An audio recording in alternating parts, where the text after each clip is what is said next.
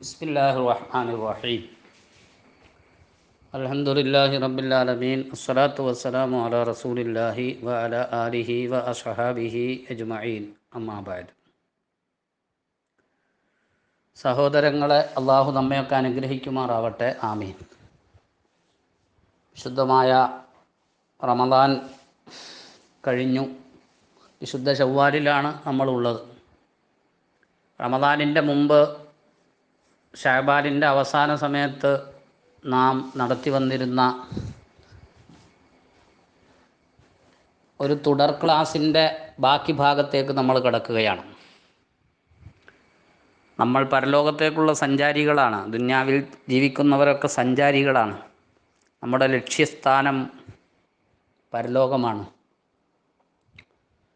അതുകൊണ്ടാണ് വിദേശിയെപ്പോലെ ദുന്യാവിൽ ജീവിക്കണമെന്ന് തിരുനബി സല്ലല്ലാഹു അലൈഹി വസല്ലമ നമ്മളെ ഉപദേശിച്ചത്. അപ്പോൾ ഈ സഞ്ചാരത്തിൽ, പരലോകത്തേക്കുള്ള യാത്രയിൽ നമുക്ക് ഒരുങ്ങണം. ആ ഒരുങ്ങാൻ വേണ്ടിയുള്ള കുറേ ഉണർത്തുവചനങ്ങൾ ലോകപ്രസിദ്ധനായ വലിയ ഇമാം ഹദീസ് കൈകാര്യം ചെയ്യുന്നതിൽ, ഹദീസിൻ്റെ വിജ്ഞാനശാസ്ത്രത്തിൽ വലിയ ഇടപെടലുകൾ നടത്തിയ ഇമാം ഹാഫിദ് ഇബ്നു ഹജർ അൽ അസ്കലാനി റളിയല്ലാഹു അൻഹുവിൻ്റെ അൽ മുനബ്ബിഹാത്ത് അഥവാ ഉണർത്തുമൊഴികൾ, ആ കിതാബിൻ്റെ വായനയാണ് നാം നടത്തിയിരുന്നത്. അതിൻ്റെ ഏതാനും ക്ലാസ്സുകൾ നമ്മൾ നടത്തി. 5 ക്ലാസ്സുകളാണ് നടത്തിയത്. ഈ കിതാബിൻ്റെ ഉദ്ധരണികൾ, അതിലുള്ള വചനങ്ങൾ മുഴുവനും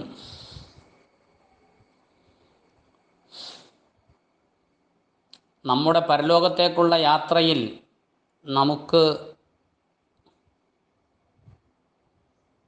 ഉപകാരപ്രദമാകുന്ന, നമ്മെ ഉത്ബോധിപ്പിക്കുന്ന വചനങ്ങളാണ്. അതാണ് മുനബ്ബിഹാത്ത്, ഉണർത്തുന്ന മൊഴികളാണ് ഇതിലുള്ളത്. കുറേ വചനങ്ങൾ 2 വിഷയങ്ങളെ ഉൾക്കൊള്ളുന്നത്, വേറെ കുറേ 3 വിഷയങ്ങളെ ഉൾക്കൊള്ളുന്നത്, വേറെ കുറേ 4 വിഷയങ്ങളെ ഉൾക്കൊള്ളുന്നത്. ഇതൊക്കെ നമ്മൾ നേരത്തെ പറഞ്ഞിട്ടുള്ളതാണ്. അങ്ങനെ 2 വിഷയങ്ങളെ ഉൾക്കൊള്ളുന്ന വചനങ്ങളാണ് കിതാബിൻ്റെ തുടക്കത്തിലുള്ളത്. സുനാഇ എന്നാണ് അതിൻ്റെ പേര്. അത് കഴിഞ്ഞാൽ പിന്നെ സുലാസി, പിന്നെ റുബാഇ, പിന്നെ ഹുമാസി, അങ്ങനെ പോകും. 2 വിഷയങ്ങൾ ഉൾക്കൊള്ളുന്ന ഉപദേശവചനങ്ങൾ. അതിൽ നമ്മൾ അടുത്തതായിട്ട് വായിക്കുന്നത് വഖീല ഇക്മാലുൽ അഖലി ഇത്തിബാഉ റിദ്വാനില്ലാഹ് വജ്തിനാബു സുഖ്തിഹി. അപ്പോൾ അവിടെ 2 വിഷയങ്ങളാണ് ആ ഉപദേശത്തിൽ ഉൾക്കൊണ്ടത്.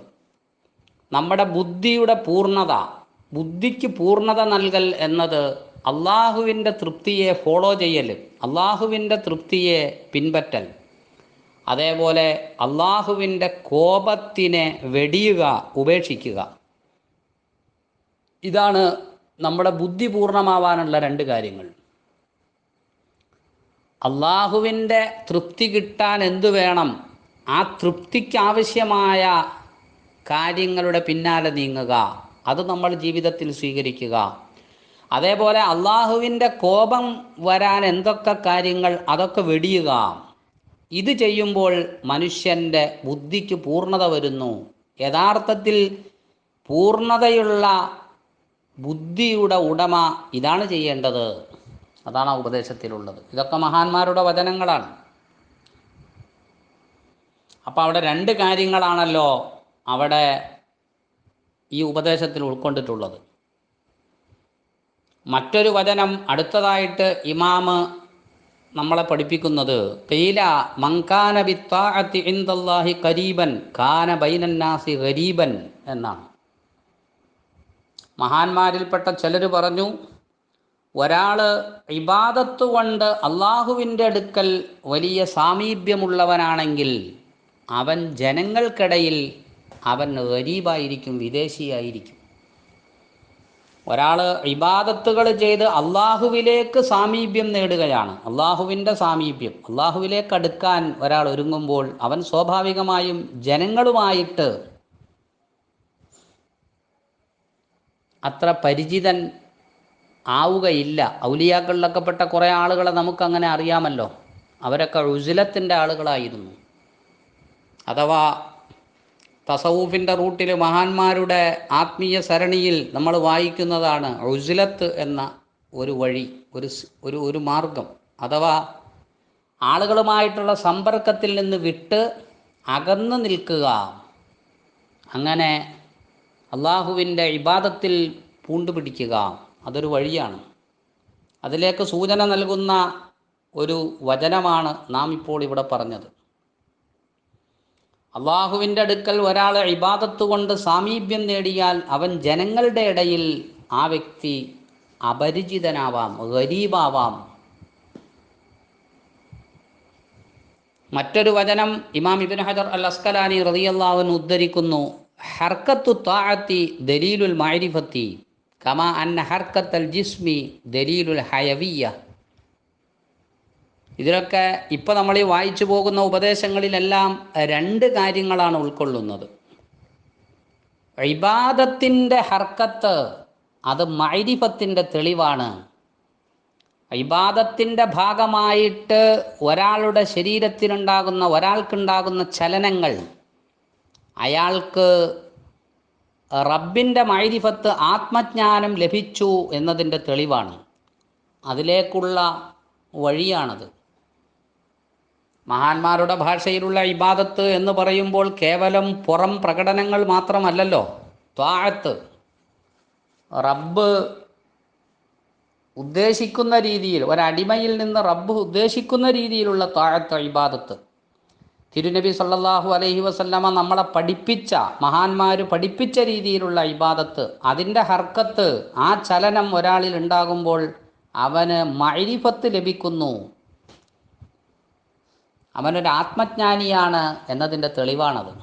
കമാ അന്ന ഹർക്കത്തൽ ജിസ്മി ദലീലുൽ ഹയവിയ. അത് ഒരു സാധാരണ കാര്യമാണ് ആ പറഞ്ഞത്. അഥവാ ഒരു ശരീരത്തിന് അനക്കമുണ്ടെങ്കിൽ ആ ശരീരത്തിന് ജീവനുണ്ട് എന്നതിൻ്റെ തെളിവാണല്ലോ ശരീരത്തിൻ്റെ അനക്കം. ഒരു ശരീരത്തിന് അനക്കമുണ്ടോ ഇല്ലേ എന്ന് നമ്മൾ നോക്കുകയാണ്. ആ അനക്കമുണ്ട്, എന്നാൽ ജീവനുണ്ട്, ജീവൻ പോയിട്ടില്ല എന്നതിൻ്റെ തെളിവാണ്. എന്നതുപോലെയാണ് ഇബാദത്തിലായിട്ടുള്ള ചലനം മഅരിഫത്തിൻ്റെ തെളിവാണ്. തിരുനബി സല്ലല്ലാഹു അലൈഹി വസല്ലമ തങ്ങളുടെ ഒരു ഹദീസ്, അതാണ് അടുത്തതായിട്ട് ഇമാമ നമ്മളെ പഠിപ്പിച്ചത്. അസ്ലു ജമീഇൽ ഖതായാ ഹുബ്ബുദ്ദുനിയ വാസ്ലു ജമീഇൽ ഫിത്തൻ മൻഉൽ ഉശ്രി വസ്സക്കാഹ്. എല്ലാ പാപങ്ങളുടെയും അടിത്തറ എന്ന് പറയുന്നത് ഹുബ്ബുദ്ദുനിയ, ദുന്യാവിനോടുള്ള പ്രേമമാണ്. മനുഷ്യർ ചെയ്യുന്ന ഏതൊക്കെ തെറ്റുകളുണ്ടോ ആ തെറ്റുകളുടെയൊക്കെ ഒരു മൂലകാരണം പരിശോധിച്ചാൽ, അതിൻ്റെ അസ്വല്, അതിൻ്റെ അടിത്തറ പറഞ്ഞാൽ അത് ദുന്യാവിനോടുള്ള പ്രേമമാണ്. അതിൽ നിന്നാണ് ഈ തെറ്റുകളൊക്കെ ഉണ്ടാകുന്നത്. അതേപോലെ ഫിത്നകൾ, കുഴപ്പങ്ങൾ, അതിൻ്റെയൊക്കെ അടിത്തറ രണ്ട് സാമ്പത്തിക ബാധ്യതകൾ, നിർവഹിക്കേണ്ട ബാധ്യതകൾ തടസ്സം ചെയ്യുന്നു എന്നതാണ് എല്ലാ ഫിത്നകളുടെയും കുഴപ്പങ്ങളുടെയും കാരണം.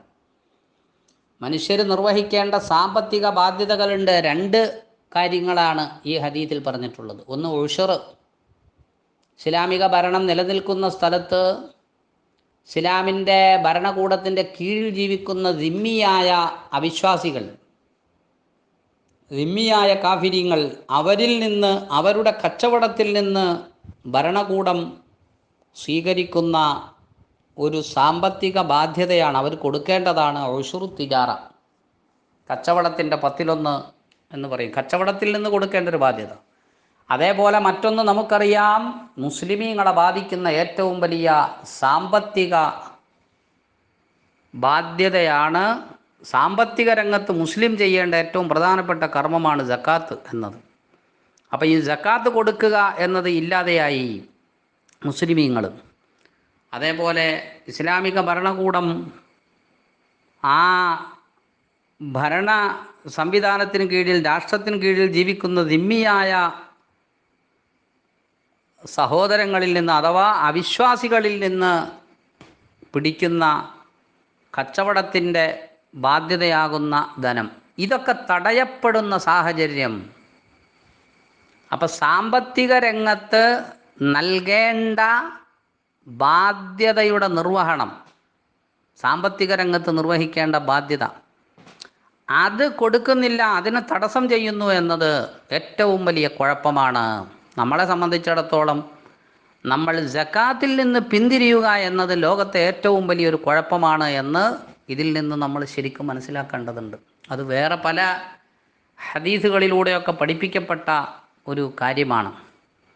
ഖിയാമത്തിൻ്റെ ലക്ഷണങ്ങൾ പറഞ്ഞ ഹദീസുകളിലൊക്കെ അത് പറഞ്ഞിട്ടുണ്ട്. വസ്സക്കാത്തു മഗ്റമ, സക്കാത്ത് കടബാധ്യതയാകുന്ന സാഹചര്യം ലോകത്ത് പ്രശ്നങ്ങളുടെ കാരണമാണത് എന്ന് ഹബീബ് റസൂലുള്ളാഹി സ്വല്ലല്ലാഹു അലൈഹി വസല്ലമ പഠിപ്പിച്ചിട്ടുണ്ട്. അള്ളാഹു നമ്മെ നല്ലവരെ